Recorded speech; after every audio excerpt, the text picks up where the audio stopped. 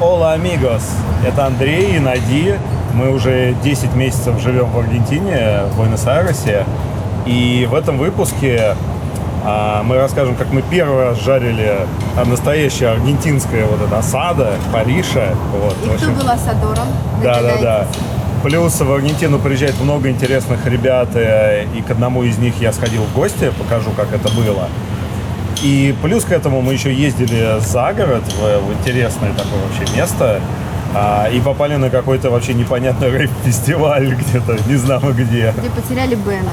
Да, где потеряли Бена, но он нашелся потом. Бен нашелся. А еще я расскажу про свою эпопею с получением аргентинской карты. Смотрим. Хрена мне ничего не дали, блин. Так, ну что, угли готовы? Мясо загрузили. Теперь главный вопрос, да. Чем ты таким занимаешься?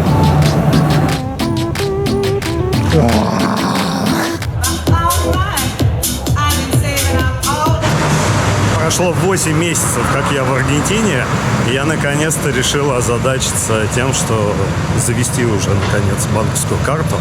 Вот, а то билеты на концерт неудобно покупать.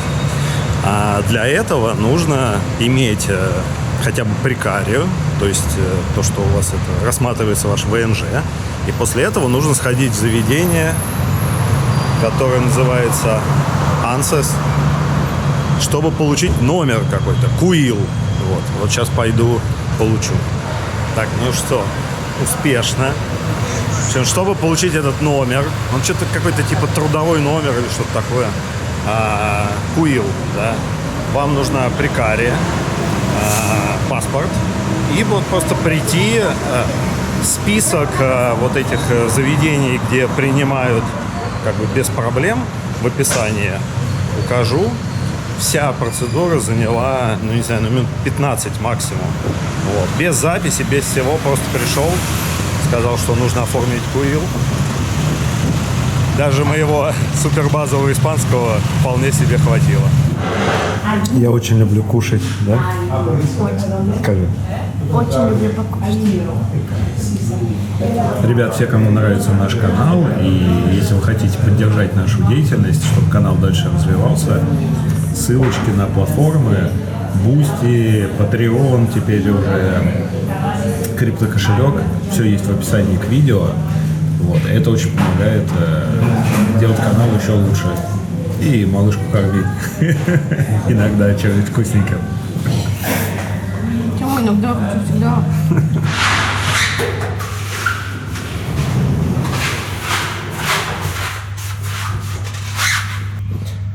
Похоже, мне привезли наконец первый чек от YouTube.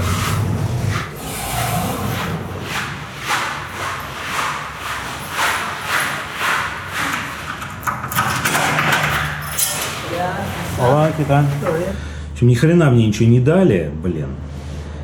Курьер 3 говорит, давай мне ДНИ, нет ДНИ, давай мне человека с ДНИ, а ты мне с своим паспортом не нужен. Вот. И уехал. Его устраивал консьерж, но у нас консьерж, он то есть, то нет, он не сидит там постоянно. Вот. И сейчас его не было. Поэтому и, ну, плюс еще трудности перевода. Сегодня день обломов. Хотел получить карту банковскую, но не выдали ее. Но там хотя бы, в отличие от курьера, понятная история. Там нужно получить номер вот этого письма. И, видимо, чуть позже это будет. С тех пор, как я получил номер КУИЛ, никаких проблем с регистрацией виртуальной карты Parex уже не было. Достаточно было туда загрузить все эти данные, и все. И они тут же выпустили виртуальную карту, которой можно расплачиваться. Я пока еще не пробовал. И, соответственно, должна быть уже пластиковая карта. Но с тех пор, сколько, недель 2 прошло, или нет, больше, недель 3. Ну, сейчас так там потихонечку двигается. Так что... Пирожок мой расстроился. Да. Любимый. Да. Так что я сижу, расстраиваюсь, смотрю на пальмы, понимаете? И камеры. Потому что... А почему? Почему? Потому что февраль. Достать чернил и плакать. Писать о феврале навзрыд. площади иммигрантов Армении открылось новое место, его все строили, и вот построили наконец. Прикольно, что место назвали, значит, Каса Динго, то есть дом Динго, та самая дикая собака Динго. Вот. И типа Ози кафе, то есть это вот австралийское кафе, поэтому я, естественно, сразу же заказал Flat White. Что еще заказать в австралийском кафе?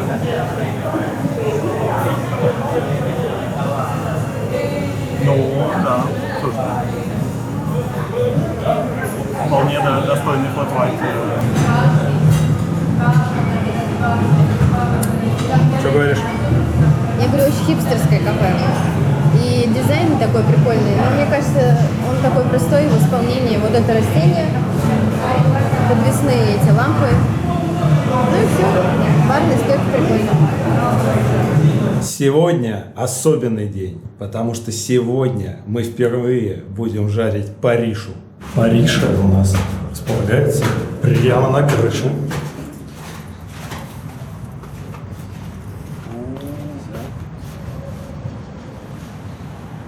Вот, все тут на месте. Сегодня нам выдали решетку, чтобы можно было жарить. Вот. А так как сегодня, насколько я понимаю, окончание Масленицы, то не обошлось и без блинов. Вот они. Смотри, все знает. А? Чё? Чего? У тебя я прощения просить не буду. Извините. Так, ну что, угли готовы. Будем пробовать первую Паришу сделать. Мясо загрузили.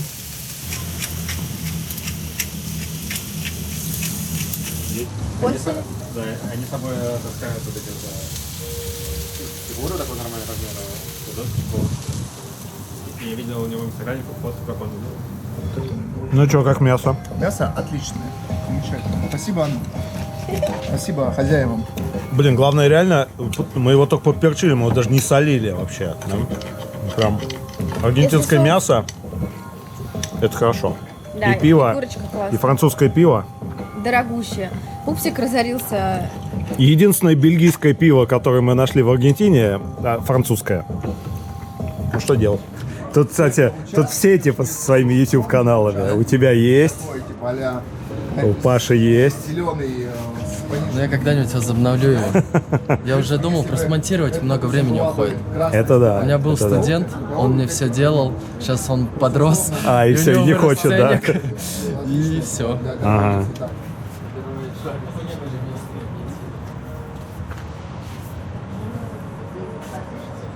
Стендаперы первые потянулись в Аргентину. Сначала и Дракнер Зализаде был, а сегодня вот выступление у Александра Копченого. Я его, честно говоря, ни разу не видел, но зато меня сразу позвали снимать. Заодно вот и сниму, и посмотрю. О, а вот и наш друг из Кордовы, массовик-затейник. Привет. Валерич, кого удивила приятная архитектура Буэноса, шикарно, что-то от Америки, что-то от каких-то других стран, что-то где-то какие-то дома на Питер похожи. У нас новая рубрика по домам. Привет. Привет, привет.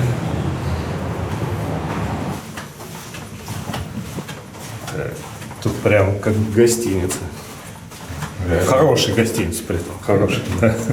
Как в Москве, в Невотаусе есть такой комплекс «Сити». Вот, похоже, как раз там жил, там же планирую квартиру себе еще взять. Вот. И здесь это что-то похоже такая. Это моя зона рабочая. Блин. Да, сегодня пяток провалился, но это очень хорошо для нас. Новый уровень закупа идет. Ничего не понятно, но очень интересно. Да.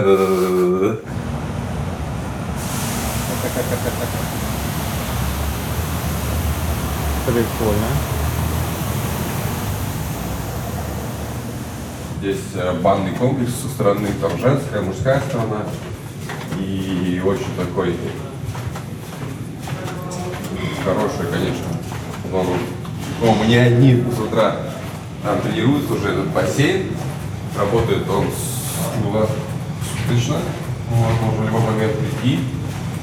Потренировался. планировки душ, бассейн, баня. Вот. Здесь зал такой. Видите? 8 утра людей. Толпа. Класс. Баню. Здесь финская, русская баня идет. Ну и отдых такой, зона отдыха. Оля?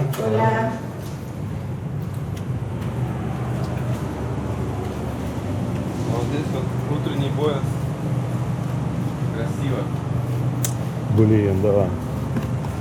Блин, вот тут вид вообще, конечно, на утренний город, реально кайф.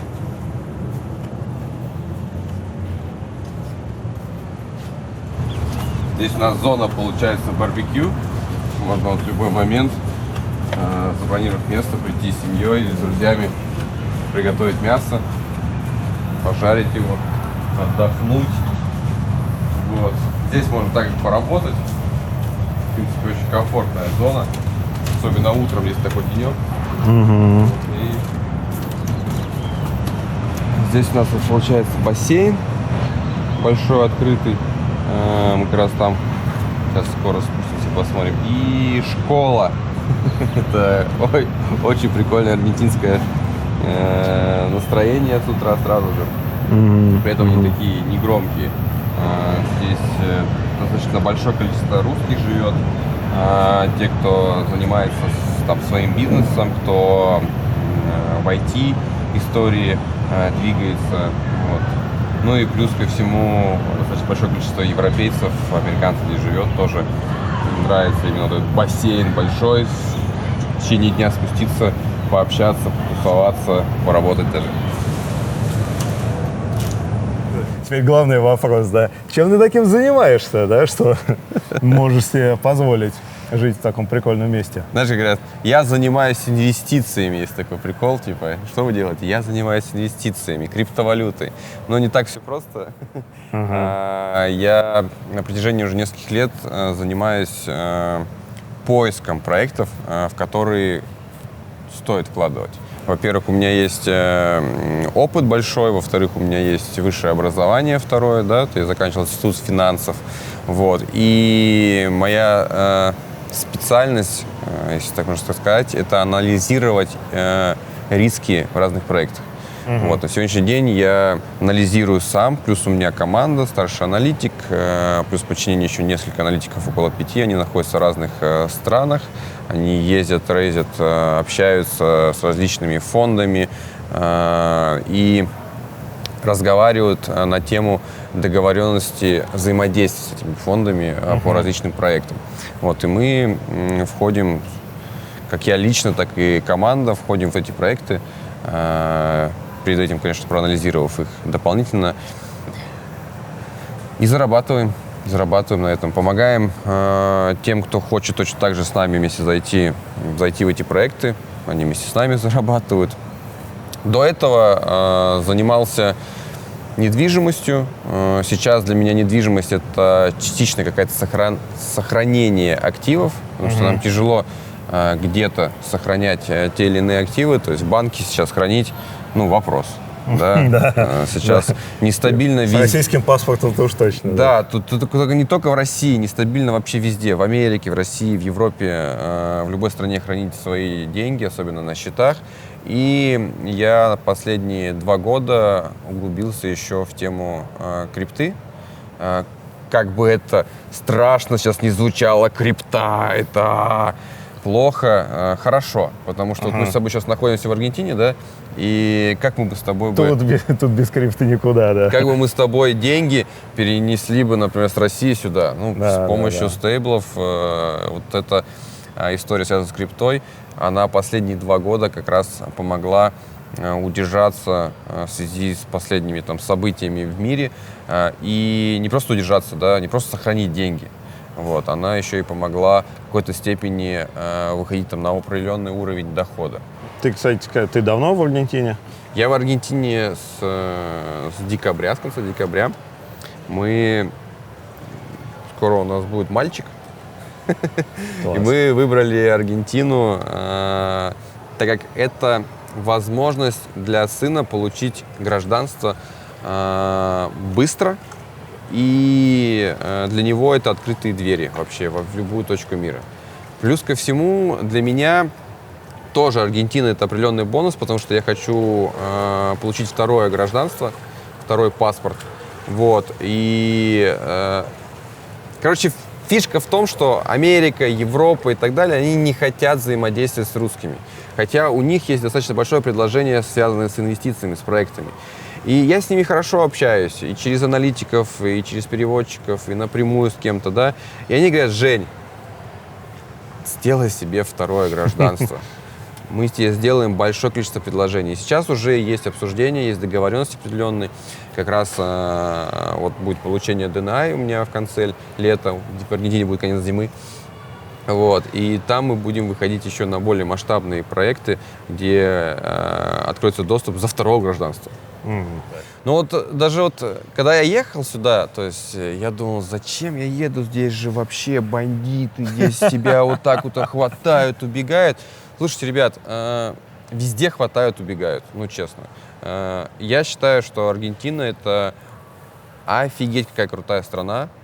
Несмотря на то, что здесь нестабильно сейчас с точки зрения экономической, да, но люди здесь кайфовые. Аргентинцы здесь крутые, приезжие здесь крутые. Да, есть неблагоприятные какие-то зоны. Ну, блин, они есть везде. Ну, не ходить ты в эту зону. Ну, ты от нее находишься за несколько километров. Зачем ты сам осознанно туда идешь? Ну, чтобы тебе дали по щам. Ну, и при том, они не дадут по щам тебе, если ты не будешь на них там рыпаться или еще там, или идти вот так вот, тот телефон крутить. Зачем? В любом районе российском ты также будешь идти, ты получишь по щам. Поэтому Аргентина, ну, с моего кругозора, с моей точки там видения, это комфортная страна. Здесь очень вкусно. Да, здесь офигеть как много. Если сравнить с Дубаем, в Дубае негде есть. Я вам скажу, как есть. В Дубае негде есть. Здесь все вкусно. Как они любят сдобную продукцию, это вообще фантастика. Кофе вкусно, люди приятные, все здороваются. И тебя здесь никто не оценивает. Неважно, зарабатываешь ты 10 тысяч долларов в день, зарабатываешь ты 500 долларов в день, зарабатываешь ты 5 долларов в день, тебя никто не оценивает, никто не смотрит, так не программирует. Ну, то есть для комфортной работы, бизнеса, жизни здесь хорошо. Но необходимо перед тем, как сюда приезжать, оценить риски твоего капитала. Ну да, да. И задуматься, мы плавно переходим про инвестирование, да, задуматься о том, что необходимо начать свой капитал не съедать, не избавляться от него, да, а распределять. У меня бывали периоды, да, когда какие-то начинали накапливаться запасы, вот, и я начинал по этому поводу сильно нервничать, вот, потому что как-то непривычно человеку там, с советским прошлым, да, когда у тебя есть какие-то накопления, там, деньги, да, то есть то и дело возникает желание лучше все истратить и все. И, избавиться так безопаснее, да. Скажем, вот, если все равно хочется начать там, что-то инвестировать, да, вот, смотреть. У меня были с этим проблемы, потому что я когда начинал, так, а что сделать, да, и как бы непонятно, с чего стартануть, да, и вообще от какой суммы начинать, да, потому что иногда что-то я какие-то вопросы задавал, там мне какие-то суммы уже называли астрономические, да, так вот, и не зайти, вот. То есть тут ты что посоветуешь вообще, какие есть варианты? Давай так, чтобы это не выглядело как типа продажа чего-либо, да, я вообще не буду продавать ничего, там, видео, там, рассказ, вот, вступайте сюда. Вот на примере, да, у тебя есть цель по твоей семье, да, то есть есть ты, есть там, у тебя супруга любимая, да, есть родители, есть близкие, и ты хочешь для своей семьи сформировать какой-то определенный капитал. То есть такой family офис твой, где ты постепенно туда откладываешь деньги. Этот family офис распределяет какие-то средства в какие-то проекты, да, а оттуда приходит прибыль, и по всей твоей семье каждый, например, квартал распределяется сумма, которая поддерживает ваше качественное существование. Вот если задача такая, а я думаю, что у многих такая задача, у меня такая задача, да, и по этой причине я стал вообще разбираться в инвестициях, то тебе необходимо в первую очередь выстроить цель, для чего ты это делаешь. Ну, то есть, вот, ты хочешь ежеквартально, чтобы тебе приходили деньги для твоей семьи. Окей, выставил цель. Второе, ты должен понять, откуда ты будешь добывать деньги для инвестиций. Ну, типа, если ты решил, что ты сейчас работаешь там на работе, зарабатываешь 60 тысяч рублей, положишь 30 тысяч рублей в какой-то проект, и он такой выстрелил за месяц, дал тебе 1 000 000%. Да, И поперло. и ты тут давай эти деньги тоже реинвестировать, там начинают работать сложные проценты, начинаешь зарабатывать триллиарды, и через 2 года ты сидишь на своей яхте, и у тебя все отлично. Ну, типа, это не такая история. То есть вторая задача — сфокусироваться на добыче денег. То есть ошибка многих людей, 99% людей, они считают, что я сейчас уволюсь с работы, свою накопленную сумму 500 тысяч рублей вложу, она начнет на меня работать, и вот это вот кайф.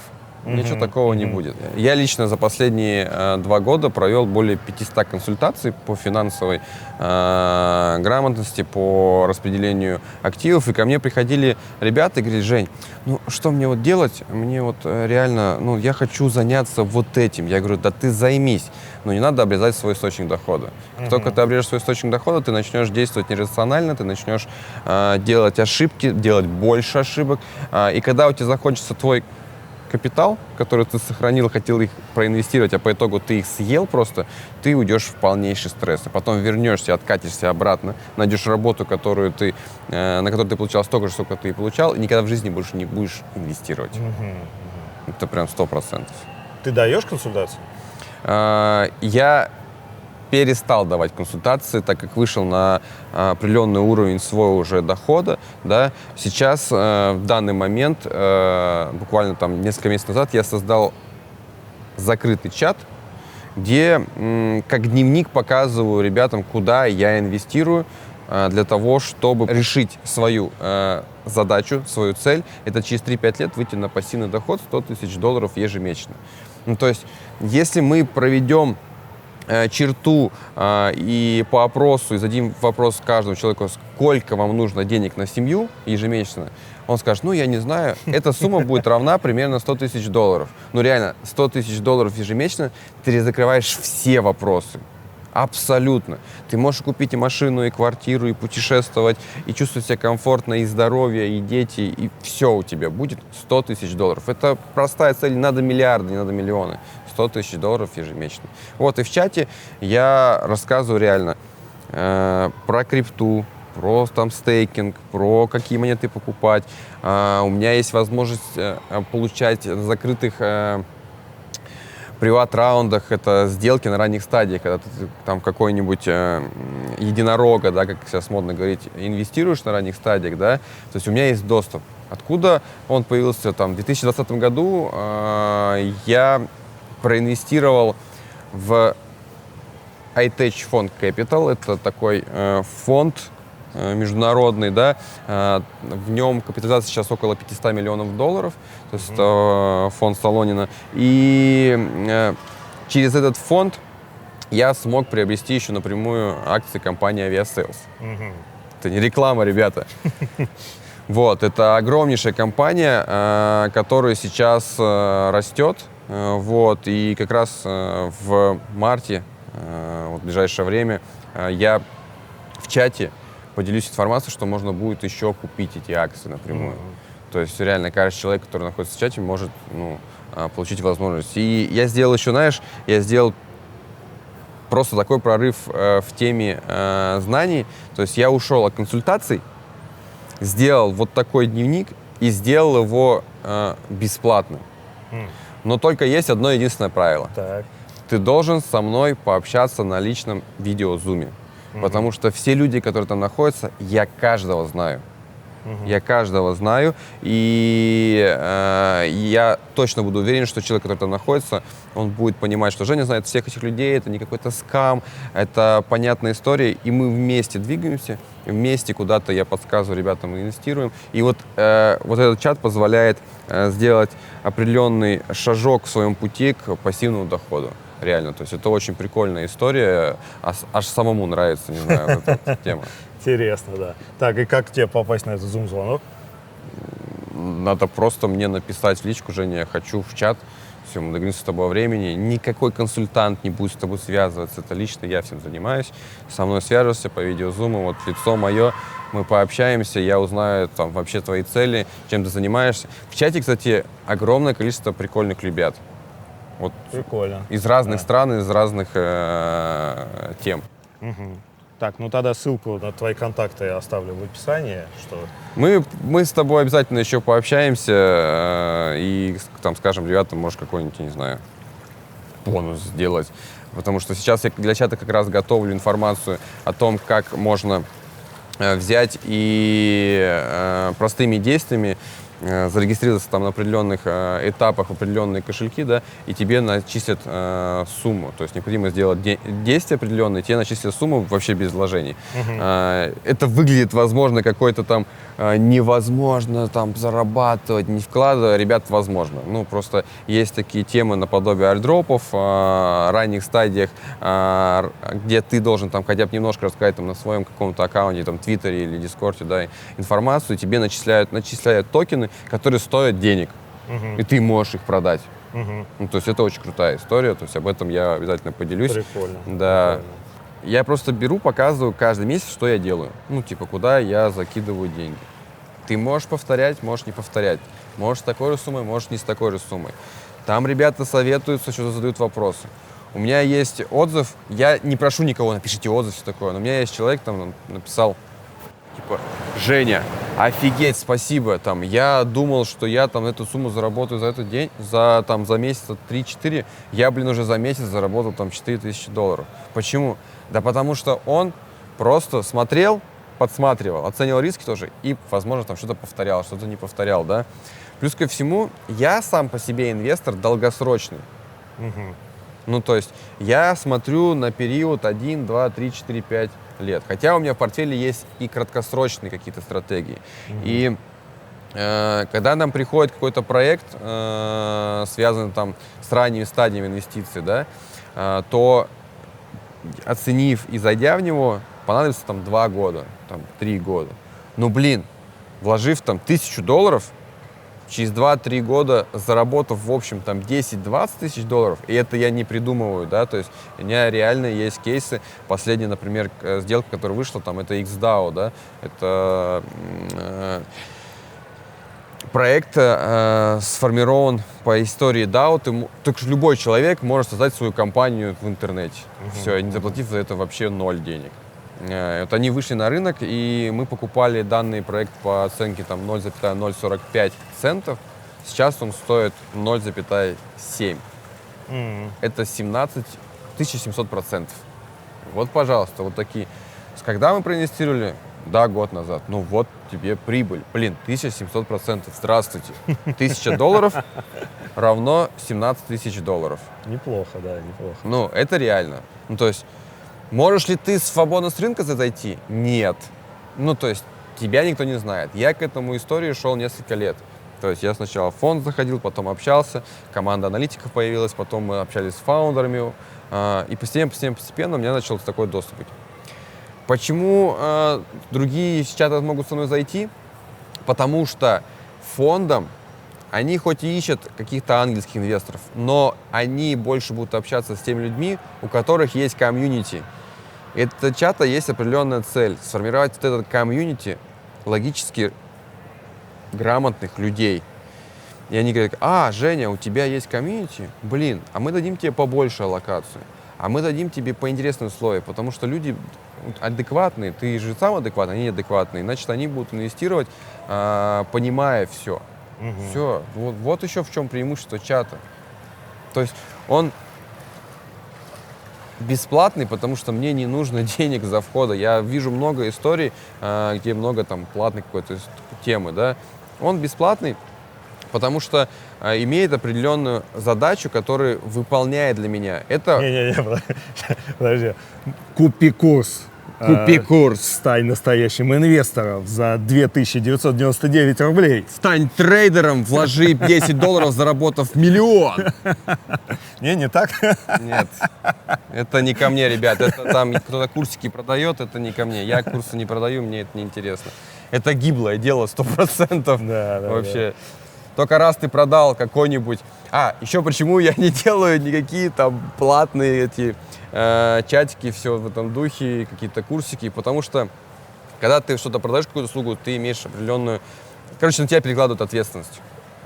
И это ни тебе нехорошо, ни человеку, который купил, нехорошо, потому что он ждет от тебя возможность заработать. Это очень хреновая история. Вот. А когда человек начинает сам делать шаги, сам двигаться, сам брать ручками своими инвестировать, я в управление не беру деньги, все, мне это не надо, человек сам контролирует все это, у него мозг работает. Ну да. Он, понимает, куда он положил деньги и с чего зарабатываются деньги. И он уже не думает, что это скам. Нет, это не скам. Скам то, что не имеет основы, фундамента, технического анализа, не имеет дорожной карты, какого-то пути, цель, который идет, да, проект. Скам этого не имеет. Блин, интересно. Все, скажи, все, увидимся с вами в чатике, ребята. Да, точно. Мы много так с Женей проболтали, поэтому, я думаю, в ближайшее время позовем его к нам на стрим на радио Аргентина, чтобы можно было поподробнее эту тему обсудить, да, и плюс у вас тоже будет возможность вопросы позадавать в чате.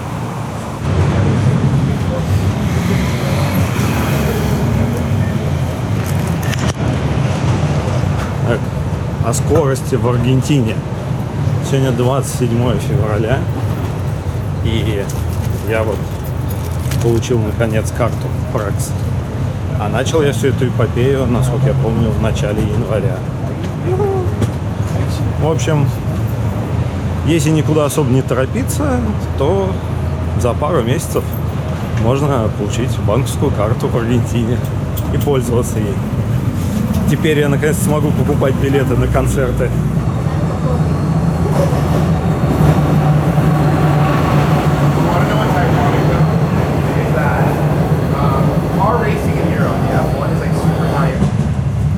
Мы с Беном едем в Пилар на настоящей электричке.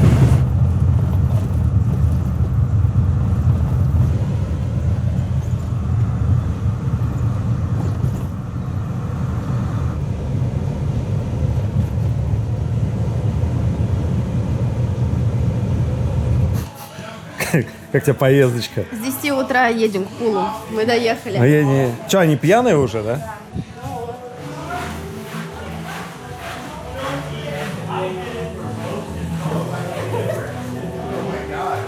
Are you guys okay?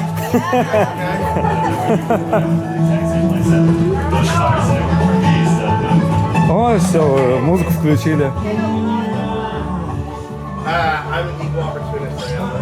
Что, холодная? Потому что это надо делать сразу. Right? Like Brits, Australians, Canada. You never meet people that really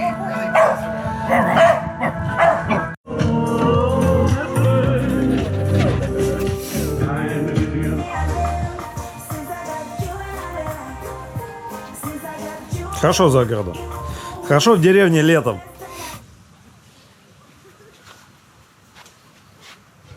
Прикольно, когда живешь, и у тебя еще и тут гольф-клуб. Просто можно вечерком выйти и подолбить шары. Классно.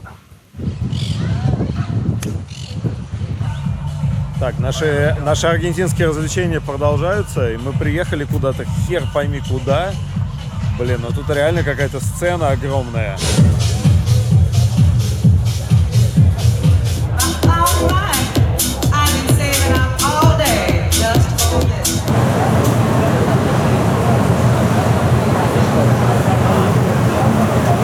Пушкин снова битком. Что, выжили мы вчерашнюю ночь. Даже более-менее нормально добрались до дома. Что, как тебе вчерашняя тусовка? Все хорошо. Все классно. Классный домик. Нас ребята пригласили. Вот. Тусили, на танцы пошли, но на танцы надо было уже, конечно, в ВНР переодеться. Вот. Ну, ничего страшного. Потом теперь знаю, что раз в месяц такие тусы проходят, типа такие ВНР, танцы. Рассчитывать на то, что все равно у вас там может долларов 100 на это на все улететь. Потому что доехать туда 50 километров, такси может стоить там 8 тысяч песо, вход 5 тысяч песо. Вот. Ну, внутри все, естественно, тоже там с наценкой. Ну, в общем, но весело. Ребят, хочу показать, вот мы сейчас в центре в самом находимся, то есть это город. И посмотрите просто вот на эти улицы. Вот эта улица, вот она идет, это просто лес почти. Посмотрите, насколько много зелени. Да? И это не то, что это какая-то специальная улица, здесь все такие. Вот, пожалуйста, другая улица, снова вон деревья. Вот, это вот потрясающе, и реально в Буэнос-Айресе, даже когда вот жаркие дни летние, все равно можно ходить в тени и вот в такой приятной еще зелени. В воскресенье, неспешно прогуливаясь вот где-нибудь по Реколетте или там по Лермо-Чико, прям можно поймать такой клевый вайб, клевое настроение, атмосферу. Таких ленивого воскресенья.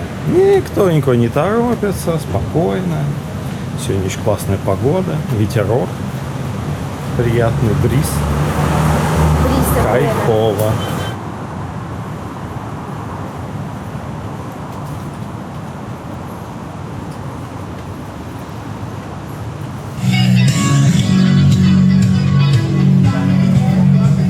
Подумали, что тут ярмарка какая-то. Нет, а здесь в игровые автоматы, наверное, придут.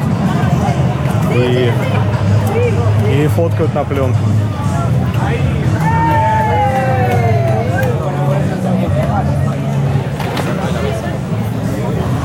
Побес. Как тут проект продолжается, потому что я пока не могу ее вообще нигде пополнить. По идее, ее можно пополнять наличными через всякие Pago Fácil, Rapid Pago. Но я вот сегодня оббежал несколько. Все говорят, ошибка, не работает. Не знаю. Вот тут очередь. Причем еще в один пункт отстоял, не знаю сколько, минут 30. Тут бывает иногда наплыв людей. Не работает пополнение Prex вообще ни у кого.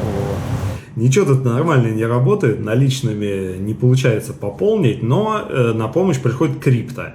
Какая история? Можно продать песо, ARS, через Binance, через P2P.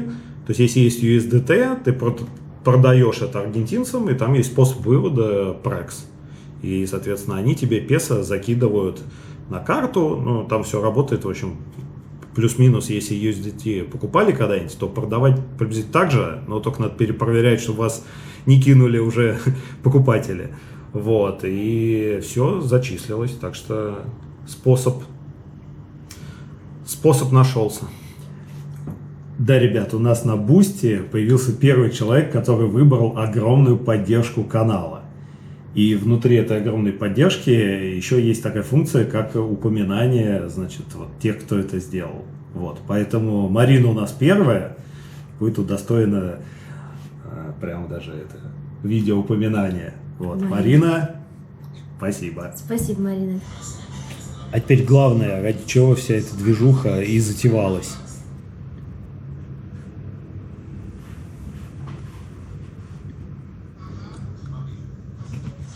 Все, купил билет. Что купила?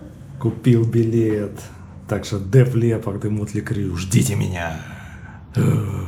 Концерт уже через пару дней буквально.